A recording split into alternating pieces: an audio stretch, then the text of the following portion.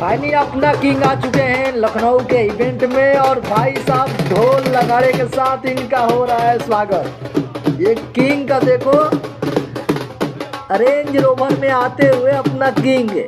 सामने भाई हट जाओ सब लोग हटो। ये अपना जलवा है भाई, लखनऊ के इवेंट में ढोल नगाड़े के साथ आ रहे हैं भाई, क्योंकि आज भैया का गाना आया है और उस गाना का नाम है कमर दबा दी। VYRL भोजपुरी पर जो हुआ है, लखनऊ में इवेंट हुआ है भाई साहब को देखिए क्या पूछ रहे हैं भाई, सब कुछ ठीक ठाक हो गया क्या?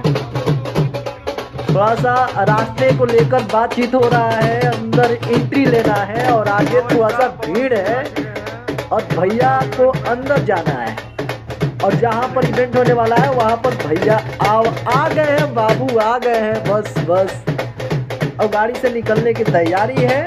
और फाइनली ये देखो भाई जलवा बॉस का कमाल से जियो।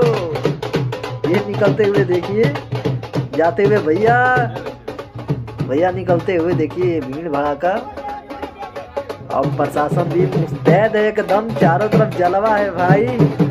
वो जहाँ जाते हो जानते हैं कि भाई जहाँ जाते गया किंग वही हो जाएगा सब कुछ फिनिश। सॉरी अब भैया आ गए और भाई देखो ये भैया चले गए भैया फाइनल इवेंट में। अब